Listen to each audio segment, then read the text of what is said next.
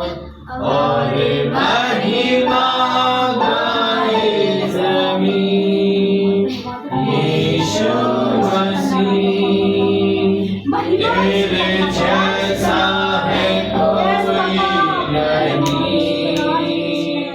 तेरे चरणों में झुके आसमान और महिमा गाए ज़मीन। हम गाए होसन्ना,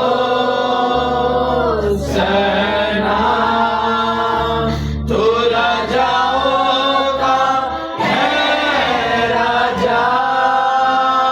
तेरी महिमा होवे सदा। तू है प्रभु हमारा पिता। हम गाए होसन्ना,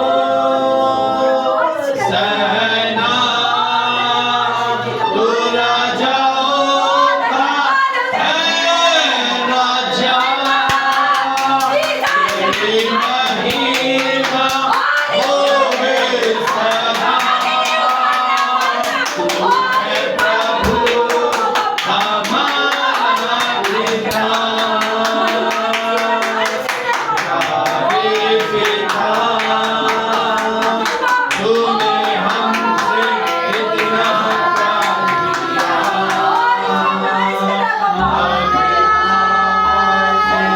छुड़ाने को अपने बेटे को कुर्बान किया।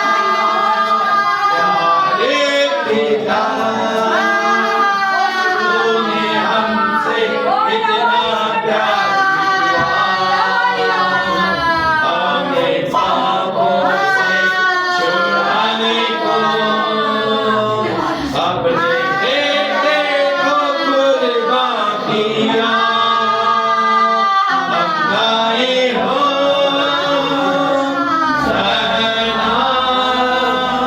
तू राजाओं का है राजा। तेरी महिमा होवे सदा। तू है यीशु हमारा पिता। तू है यीशु हमारा पिता।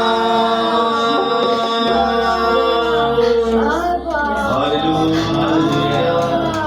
Thank you, Jesus. Thank you, Jesus.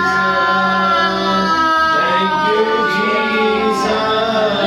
Thank you, Jesus.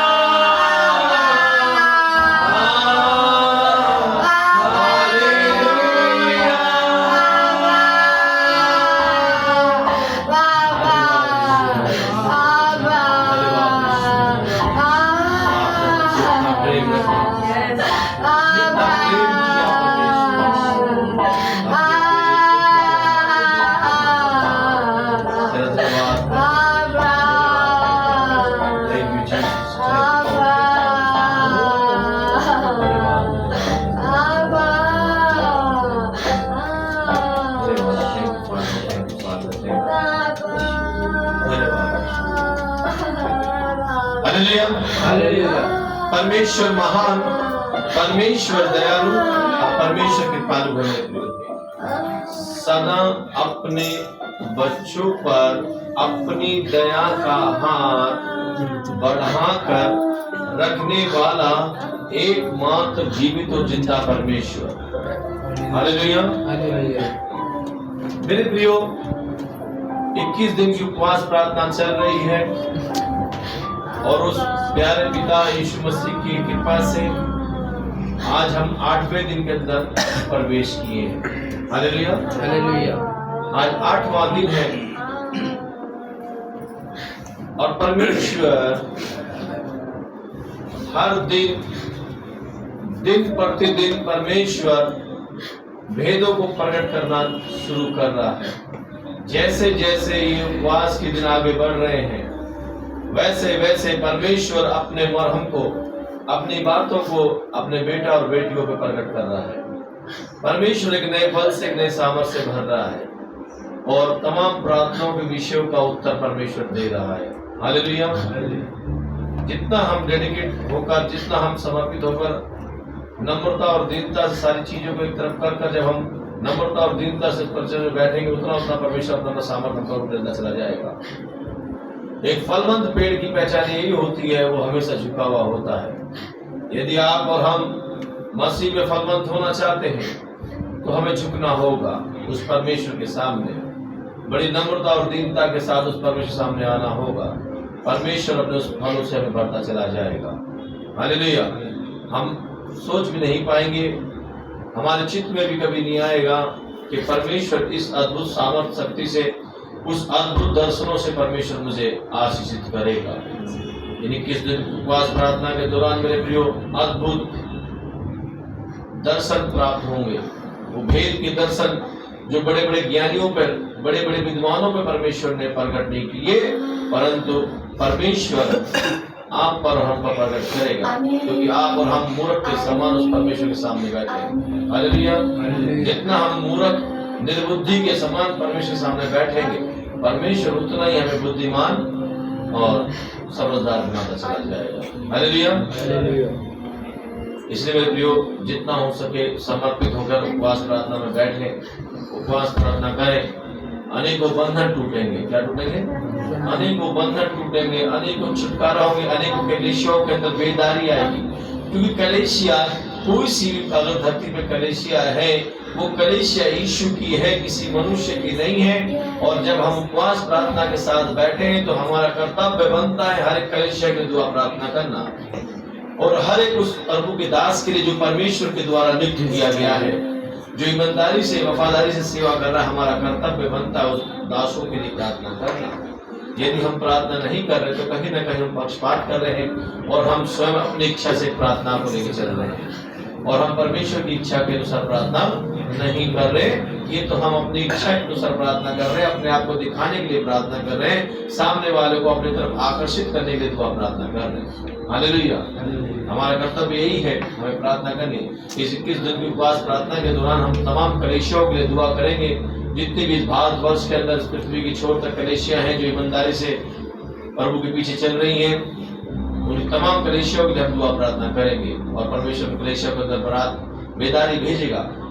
प्रार्थना एक टेनिस बॉल के समान है, जितनी तेजी से आप फेंकोगे उतनी तेजी से आपके पास रिटर्न आएगी। उसी प्रकार से जब हम दूसरों के लिए प्रार्थना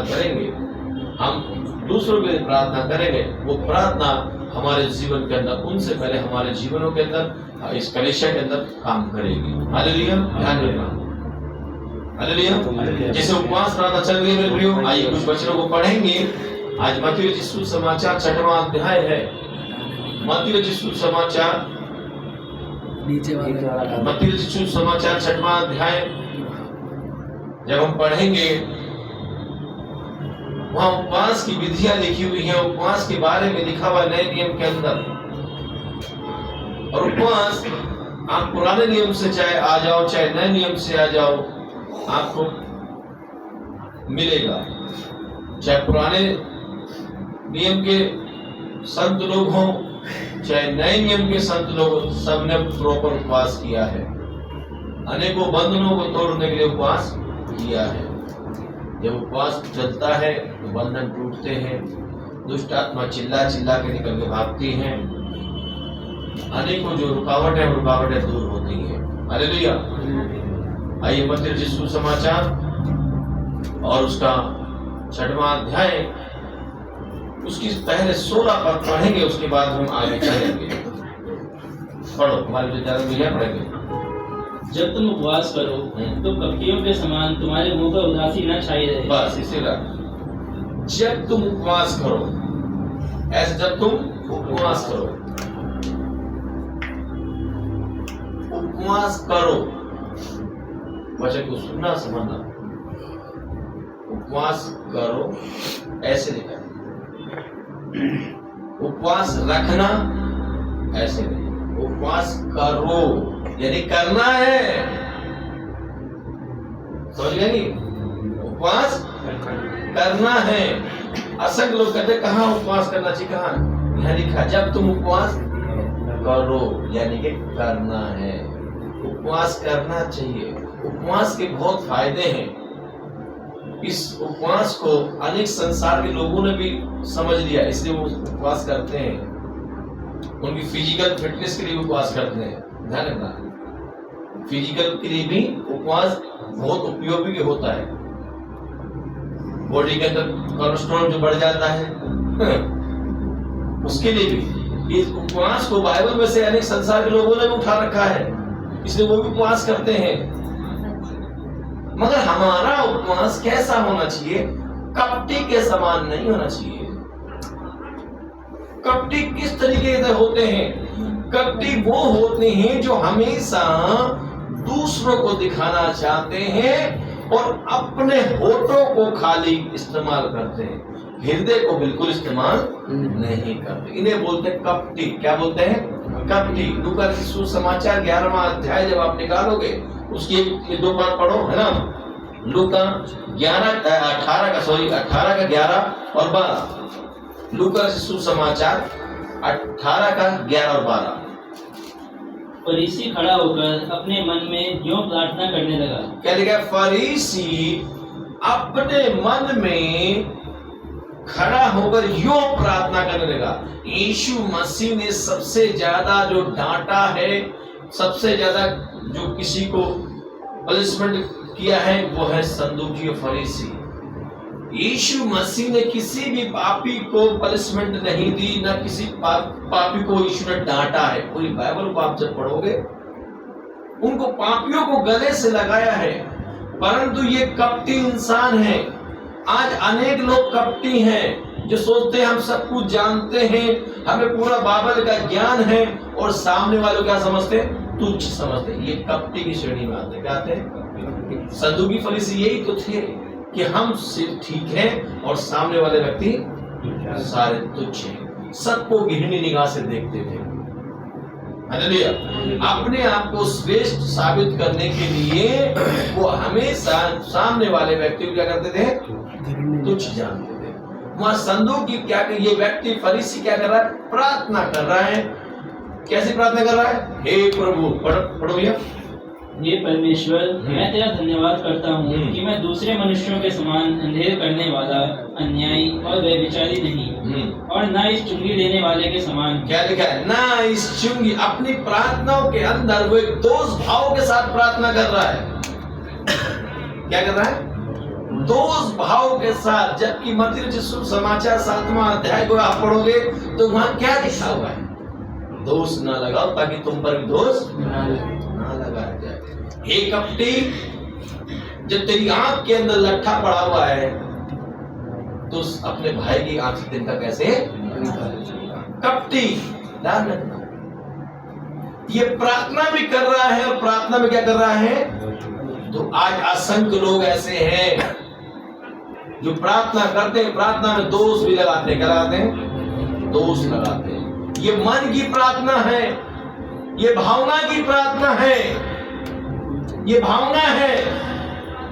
इसे भावना और आत्मा की बातें दोनों को समझना होगा। जब तक आत्मा की और भावना की बातों को आप नहीं समझ पाओगे, आप बहुत कुछ खोते रहोगे। वो ये क्या कर रहा? भावना से प्रार्थना। हे प्रभु, मैं तेरा धन्यवाद करता हूं, मैं इस कपटी के समान, इस चुंगी लेने वाले के समान नहीं हूं। क्या नहीं हूं? इस चुंगी लेने वाले के समान नहीं हूं। यानी कि उसके अंदर क्या देख रहा हूं? उसकी बुराइयों को देख रहा है, उसके अंदर जो कमी है उनको देख रहा है। चर्च में एक भाई एक बहन आई, हो सकता है वो पहले पाप में जीवन जी रही होगी, वो पाप में जीवन जी रहा होगा। आपने वही मोटा वाला चश्मा पहन रखा है, उसी चश्मे से देख रहे हो, क्या पता रात्रि के समय उसने घुटने टेककर परमेश्वर से पश्चाताप की प्रार्थना कर कर अपने बिगड़े संबंध को ठीक कर लिया, और वो बहन एक नए जोश से, एक नए सामर्थ्य से, पवित्रता के मन से चर्च में आके बैठ गई और दुआ प्रार्थना कर रही है। परंतु हमने क्या पहन रखा है? वो मोटा वाला चश्मा पहन रखा है, ये पापी है, ये पापी है, पापी है, पापी है, पापी है, पापी है, पापी। आज असंख्य लोग ऐसे हैं, और बाइबल क्या कहती है? यदि हम अपने पापों को मान लें तो यीशु का लहू हमें सारे पापों से क्या करता है? शुद्ध करता है। मानना है। और हम देख रहे हैं उस मोटे चश्मे से, क्या पता उसने अपना बिगड़ा संबंध परमेश्वर से रात्रि के समय प्रार्थना करके आंसू बहा के ठीक कर लिया, और आपने अपना संबंध खुद बिगाड़ी दिया। आपने उस आर्द्रता को उस भाई पे, उस बहन पे निगाह रख के क्या कर दिया? भंग कर दिया। आपका ध्यान ना तो प्रार्थना में है ना वचन में, क्योंकि आपका ध्यान तो उस भाई को, उस बहन में, ये कैसे आ गए? ये तो पापी है, ये कैसे झूम झूम की आराधना कर रही है, ये कैसे ऊंची आवाज में धन्यवाद कर रहा प्रभु का, मैं जानता हूं उसको। हमने क्या करा?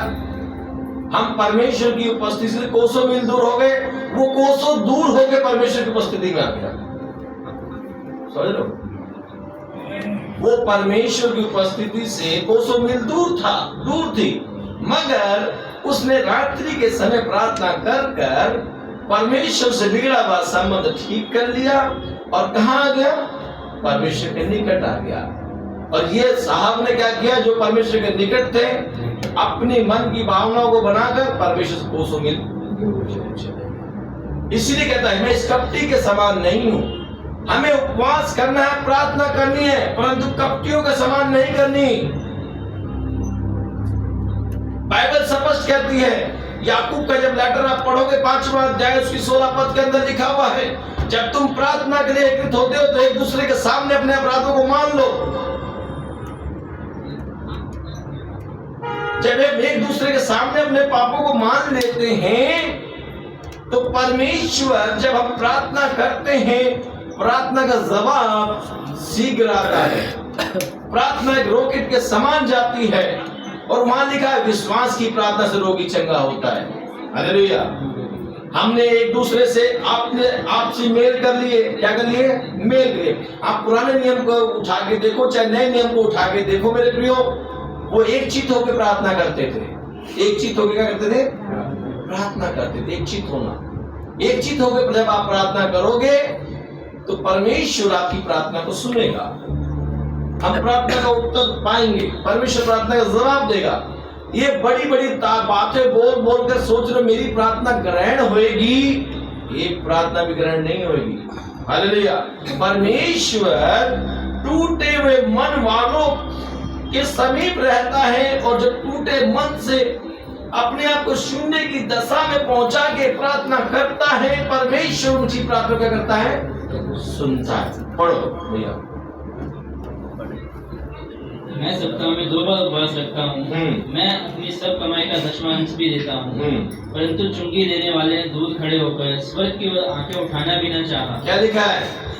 वो व्यक्ति सारा बातें वर्णन कर रहा है। मैं दशमांश भी दे रहा हूँ, मैं सप्ताह में 2 बार उपवास भी कर रहा हूँ, शुक्रवार को भी कर रहा हूँ, संडे को भी कर रहा हूँ। मैं बता रहा हूँ, अनेक लोग हैं, मैं शुक्रवार को भी करता हूँ उपवास और संडे को उपवास करता हूँ, और प्रभु जी कमाई का क्या देता हूँ? दशमांश। अरे साहब, कमाई का दशमांश प्रभु के सुने, तेरे समय का दशमांश दे। क्या दे? समय का दशमांश दे। एक व्यक्ति सब प्रथम पहले परमेश्वर को अपना जीवन दे, दूसरा अपने समय का दशमांश दे परमेश्वर को। ये तीसरा फॉर्मेट होता है जो परमेश्वर ने आपको भौतिक चीजों में आशीष दी है उसमें से देना। ये तीसरा फॉर्मेट है।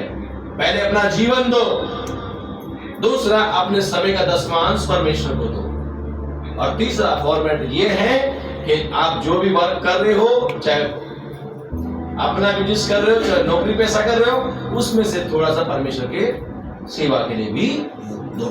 ये तीसरा फॉर्मेट है। ना तो अपना उसने जीवन दिया, ना अपने समय का दशमांश दिया। जो लास्ट वाला वो दे के यहाँ क्या ढिढोरा पीट रहा है? क्या पीट रहा है? ढिढोरा पीट रहा है कि साहब मैं तो तुम्हारी दशमांश देता हूँ। एक भी दसवांश स्वर्ग में लेके जाएगा, ध्यान रखना। एक भी दसवांश स्वर्ग लेके नहीं जाएगा। वो ये सोचे कि साहब हम तो दसवांश दे रहे हैं, हम तो ये कर रहे हैं, वो कर रहे हैं, हम अपनी मर्जी का जीवन जीते रहे। परमेश्वर को आपके समय का दसवांश चाहिए, परमेश्वर को आपका जीवन चाहिए। हालेलुया। वो व्यक्ति ने, चुंगी लेने वाले ने, उसकी इतनी भी साहस नहीं हुई कि स्वर्ग की ओर निगाहें उठा ले। स्वर्ग की ओर निगाहें भी नहीं उठाई उसने, और नीचे कर छाती पीट कर, क्या बोला? छाती पीट कर क्या बोला? पढ़ो भैया। वह अपनी छाती पीट कर कहा, हे परमेश्वर मुझ पापी पर दया कर। क्या कहा? हे परमेश्वर मुझ पापी पर दया दया दया। ऐसे बोला उसने। ध्यान रखना, जो अपने आप को बड़े धर्मी बनते हैं, मेरे प्रियो, जो खुद की धार्मिकता का सर्टिफिकेट लेके चल रहे, एक भी परमेश्वर के सामने खड़े होने के योग्य नहीं होगा। परंतु जो व्यक्ति नम्रता और दीनता वाला व्यक्ति होता है, परमेश्वर के पास से शून्य बना के पहुंचता है, वही व्यक्ति के सम्मुख परमेश्वर खड़ा होगा। हालेलुया। इसीलिए तीमुथियुस का जब आप लेटर पढ़ोगे, संत पौलुस कहते हैं, मुझ बड़े पापी पे परमेश्वर ने अपनी पूरी क्या दिखाई? अपने आप को एक बड़े पापी के से संबोधित कर रहे हैं परमेश्वर के दास। ध्यान रखना, पहला तीमुथियुस पहले अध्याय में जब आप पढ़ोगे तो वो हम मिलता है बड़े पापी पर। और जब जिस तरीके से इस व्यक्ति ने अपने आप को इस तरीके से परमेश्वर के चरणों में संबोधित करके प्रार्थना करी, तो मेरे प्रिय, प्रार्थना का जवाब कैसे मिलता है? पढ़ो भैया। मैं तुमसे कहता हूँ कि वह दूसरा नहीं, परंतु यही मनुष्य धर्मी ठहराया, जाकर अपने घर गया। यही व्यक्ति धर्मी ठहराया। जो इतनी बड़ी बड़ी बातें कर रहा था, वो धर्मी नहीं ठहरा, परंतु जो नम्रता से, दीनता से परमेश्वर के सामने अपनी गलतियों का अंगीकार कर रहा था, वही व्यक्ति क्या ठहरा? धर्मी ठहरा। जब हम प्रार्थना करें, उपवास करें, हमारे अंदर कपटी के समान नहीं होना चाहिए। हम जैसे अंदर है वैसे बाहर होने चाहिए। हम दूसरों को दिखाने के लिए कोई भी कार्य ना करें। बाइबल कहती है, जहां तेरा धन होगा वहां तेरा मन होगा। तो लगाओ अपना धन प्रभु की सेवा में, तो तेरा मन ऑटोमेटिक प्रभु में होगा। समझे? जब आपने अपने धन को कहां लगा दिया? प्रभु की सेवा में, तो आप कहां लगेगा? आपका मन प्रभु में लगेगा। आपने धन तो लगा रखा नाना प्रकार की चीजों में, तो आपका धन तो भैया वही सबसे ज्यादा लगा रहेगा, वही सबसे ज्यादा लगा रहेगा। हालेलुया। पढ़ो भैया, लूका में मती पढ़ो।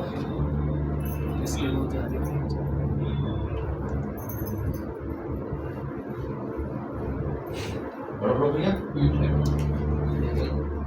6 का 16-17। तुम्हारे मन पर उदासी न छाई रहे, क्योंकि वे अपना मुंह बनाए रहते हैं, ताकि लोग उन्हें उपवासी जाने। मैं तुमसे सच कहता हूँ कि वे अपना प्रतिफल पा चुके। परंतु जब तू उपवास करे, तो अपने सिर पर तेल मल और मुंह धो।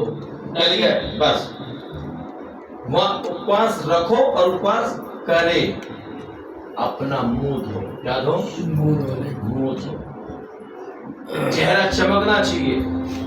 जब मूसा 40 दिन रहा, तो उसका चेहरे से इतना तेज चमकने लगा, इस्राएली उसका चेहरा देख नहीं पा रहे थे। हे मूसा, हम तुझे देख नहीं पा रहे। जिस प्रकार से मैं बार बार कहता हूँ, सूर्य की किरणों से चंद्रमा चमकता है, उसी प्रकार से मेरे प्रियो, वो भी जब चमकता है जब सूर्य के सामने चंद्रमा आता है। तो क्या था? चंद्रमा क्या था? पर सूर्य अपना प्रकाश देता है। उसी प्रकार जब आप परमेश्वर के सम्मुख आते हैं, तो परमेश्वर अपना प्रकाश हम पे डालता है और हमारा चेहरा क्या होता है? चमक जाता है। क्या होता है? चमकता है। इसलिए यशायाह नबी की पुस्तक 60वां अध्याय जब आप पढ़ो, तो उठ प्रकाश मन हो, देश देश पे तो अंधेरा छाया, परंतु यहोवा तुझ पे उदय हुआ है। क्या हुआ है? यहोवा तुझ पे उदय हुआ है। उठना है, सुबह टाइम से उठ के परमेश्वर की खोजी होना है, प्रार्थना करनी है और चेहरा चमकता है। प्रार्थना करने वाले व्यक्ति का चाहे वो काला हो चाहे गोरा, जो सांवला, उसका चेहरा देख के आप बता दोगे साहब ये प्रार्थना के अंदर लौनीन है। उसके चेहरे की शाइन अलग होगी। वो फेयर एंड लवली लगाने से, फेस वॉश से, मुंह धोने से नहीं आएगी, वो आएगी परमेश्वर के सम्मुख घुटना टिकाने से। वो आएगी परमेश्वर के सम्मुख घुटना टिकाने से। वो सुंदरता, वो शाइन आएगी। लोग आपके चेहरे को देख के पूछेंगे साहब क्या लगाते हो, पूछेंगे साहब क्या लगाते हो, आपके चेहरे में बड़ा ग्लो है। ये ग्लो परमेश्वर ने दिया है। हालेलुया। ये परमेश्वर का क्या है, ये कभी खत्म नहीं होता। जब प्रार्थना उपवास में बैठते हैं तो हमारा चेहरा ना बना रहे, हमारे होठ सूखे ना रहे, हमारे चेहरे पे उदासी नहीं रहनी चाहिए। उदासी उनके पास, उसके बाद आशा नहीं होती है। निराशा उनके पास होती है जिसको कोई होप नहीं है। हमारे पास एक जीवित और जिंदा आशा है, हमारा चेहरा खिलना चाहिए। इसीलिए तो यीशु मसीह ने कहा मनुष्य रोटी से नहीं परंतु परमेश्वर के मुख से निकलने वचन से जीवित रहेगा। जब आपके पास में आत्मा बलवंत है, आपका चेहरा खिला हुआ मिलेगा। आप चाहे 21 दिन की उपवास करो चाहे 40 दिन की उपवास करो, आपके चेहरे पे कभी भी उदासी नहीं छाएगी। आपका चेहरा तो उस परमेश्वर के, है ना, एक गाना कहते हैं, चेहरे पे चमके तेरा नूर, आए हैं तेरे हजूर। जब परमेश्वर के हजूर में आएंगे तो हमारे चेहरे पे क्या आएगा, नूर आएगा। वो नूर किसी इंसान का दिया हुआ नहीं है, वो नूर किसी क्रीम पाउडर लगाने से नहीं है, वो तो राजाओं के राजा उसका नूर है। हालेलुया। वो चमकता है नूर। इसे जब उपवास करें, हम कपटियों के समान ना करें, लोगों को दिखाने वाला उपवास नहीं, चेहरे पे मुंह लटकाए नहीं, खुश चेहरा, चेहरे पे एक नूर होना चाहिए, यह होता उपवास। और मत्ती सुसमाचार इसी का 5 और 6 में पढ़ेंगे हम, 6वां अध्याय 5 और 6। यहाँ उपवास के बारे में भी है कि कपटियों के समान नहीं होना चाहिए, और प्रार्थना के बारे में भी है कपटी के समान। दोनों बातों को, दोनों फॉर्मेट ध्यान रखना। उपवास भी कपटी के समान नहीं होना चाहिए और प्रार्थना भी कपटियों के समान नहीं होनी चाहिए। पढ़ो भैया।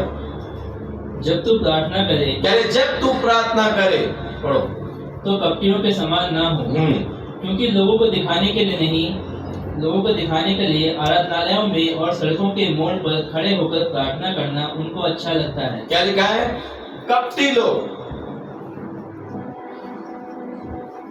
जो व्यक्ति अपनी पर्सनल प्रार्थना ज्यादा करता होगा ना, मैं आपको सही बता रहा हूं, वो सामूहिक प्रार्थना के अंदर लिमिटेड प्रार्थना करेगा। क्या करेगा, उसको अगर माइक पड़ा तो छोड़ेगा नहीं, वो छोड़ देगा माइक। और जो पर्सनल प्रार्थना ज्यादा नहीं करता होगा ना, वो उसे जब माइक पड़ा माइक छोड़ेगा नहीं।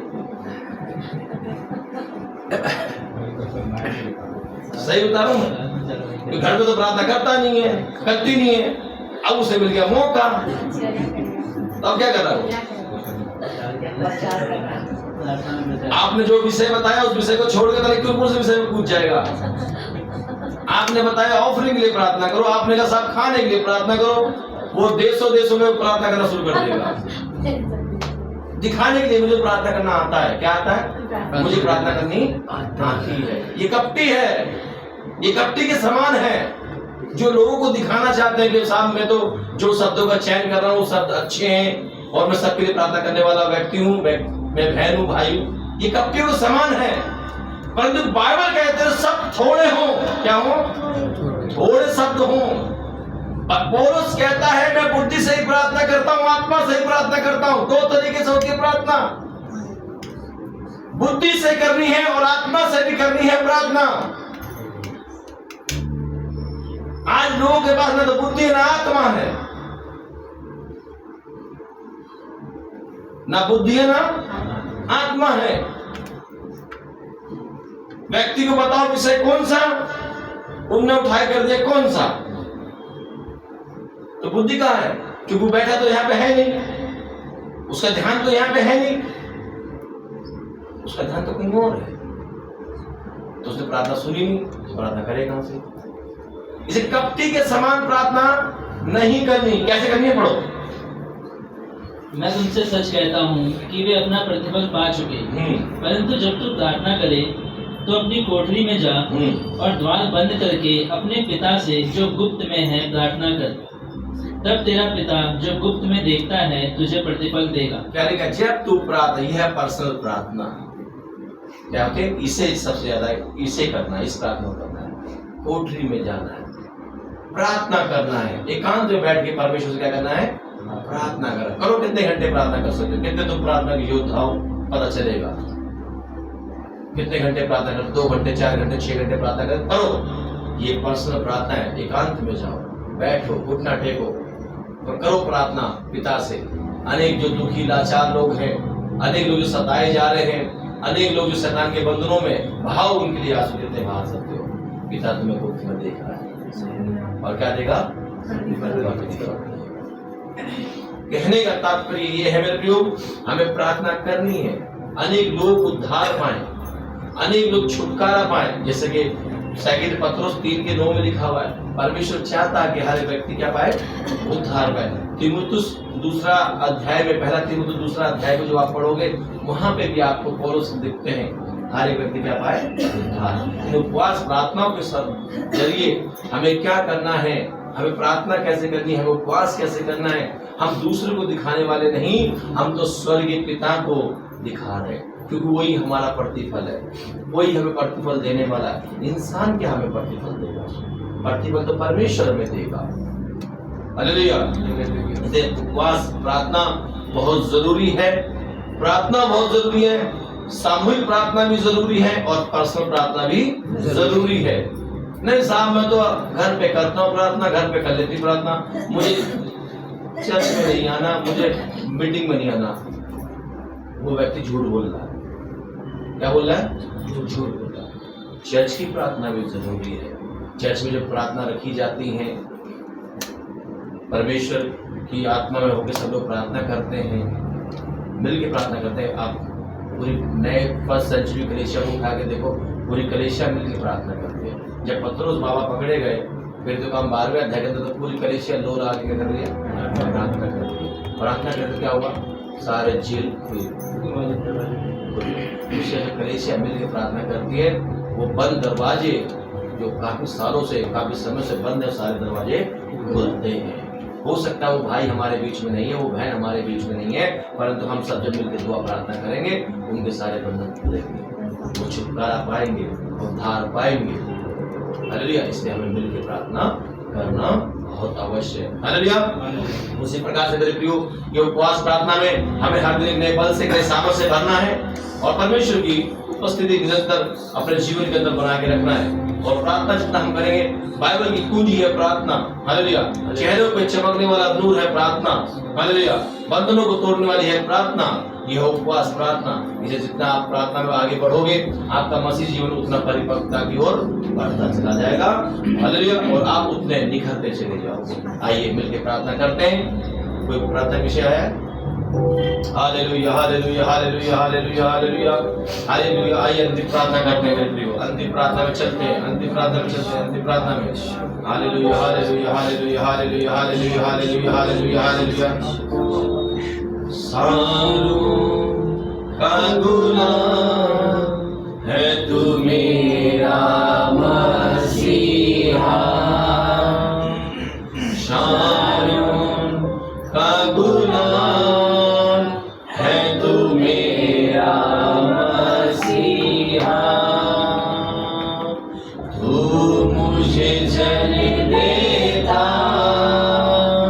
जिससे मैं हो जाता,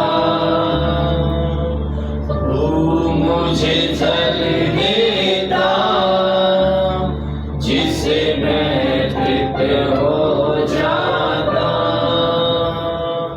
तू है मेरा पिया, मैं तुझसे प्रेम करूंगा। तू है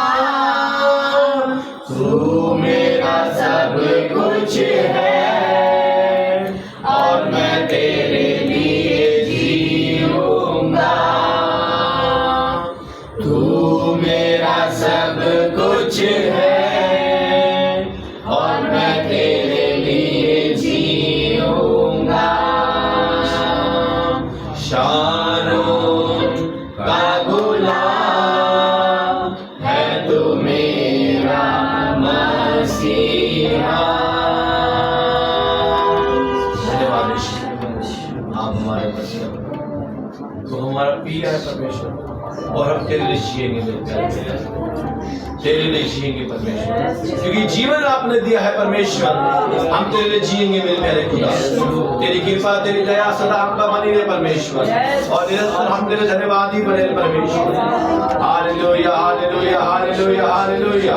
धन्यवाद यीशु पापा इस उपवास प्रार्थना के लिए परमेश्वर, इस उपवास प्रार्थना में तेरी अद्भुत सामर्थ शक्ति परमेश्वर, जितने ऑनलाइन ऑफलाइन बैठ रहे प्रभु जी, उन सब पे उंडेलने के लिए आपसे प्रार्थना करते हैं परमेश्वर। एक ठंडा पन नहीं परमेश्वर, एक गरम मसीह जीवन इनके जीवन के अंदर होने पाए, इनके जीवनों के तमाम बंधन टूटने के लिए हम आपसे दुआ प्रार्थना करते हैं परमेश्वर।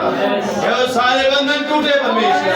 21 दिन उपवास प्रार्थना के दौरान ये आत्मिक और भौतिक दोनों आशीष ग्रहण करके नाम हम प्रार्थना करते इस कलीसिया के लिए, और कलीसिया तेरी है मेरे परमेश्वर। तूने कहा है मैं अपनी कलीसिया बनाऊंगा और लोग के फाटक उस पर प्रबल नहीं होंगे। इसी प्रकार से परमेश्वर हम विश्वास करते हैं बाबा, इस कलीसिया में लोग के फाटक प्रबल नहीं होंगे, और ये कलीसिया आगे बढ़ेगी। ये कलीसिया तेरी है परमेश्वर, इस कलीसिया को बढ़ाइए परमेश्वर। ये कलीसिया पृथ्वी के छोर तक तेरे राज्य का सुसमाचार लेके जाने वाली कलीसिया बने। ये कलीसिया ग्लोबल कलीसिया बने, ये कलीसिया एक आत्मिक कलीसिया बने, ये कलीसिया एक फलवंत कलीसिया बने। ओ परमेश्वर ब्लेसिंग कर परमेश्वर, ओ परमेश्वर ब्लेसिंग कर परमेश्वर। इस कलीसिया को उन्नति की ओर लेके जा परमेश्वर, ओ आत्मिक उन्नति की ओर जाने पाए, निरंतर तेरे रूप में रूपांतर होने पाए परमेश्वर। आशीष दे परमेश्वर, आशीष दे परमेश्वर। जितने भाई बहन पापा ऑनलाइन ऑफलाइन पापा उनके जीवन के अंदर अद्भुत शांति शक्ति और प्रार्थना करें। जो नाना प्रकार के बंधनों से जूझ रहे प्रभु जी, उन बंधनों छुटकारा पाए परमेश्वर। जो बीमारी ग्रस्त है प्रभु जी, तमाम बीमारी छुटकारा पाए परमेश्वर। जो दुष्ट आत्मा के अधीन है प्रभु जी, वो दुष्ट आत्मा छुटकारा पाए। अद्भुत काम अद्भुत सामर्थ शक्ति परमेश्वर सदा तेरी सब के साथ मेरी प्रार्थना करते हैं, यीशु के नाम से दुआ मांगते हैं, आमीन। सभी को जय मसीह की मेरे प्रियो। जैसे 21 दिन की उपवास प्रार्थना चल रही है, आप लोग ज्यादा से ज्यादा इस उपवास प्रार्थना में शामिल हो और अपने प्रियजन तक, अपने मित्रों तक इस चैनल को सब्सक्राइब करें, शेयर करें, लाइक करें, ताकि असंख्य लोग इस चैनल के माध्यम से उस एकमात्र यीशु मसीह से आशीषों को ग्रहण करें। और आप लोग जो अपनी प्रार्थना पॉइंट हमें भेजते हैं मेरे प्रियो, तो कृपया करके विषय और कहां से आप लोग प्रार्थना को विषय भेज रहे हो उस एरिया का नाम जरूर लिख के भेजें। ठीक 10 बजे प्रार्थना शुरू होती है मेरे प्रियो, आप लोग कनेक्ट हो जाएं। परमेश्वर आप सबों को आशीष करें।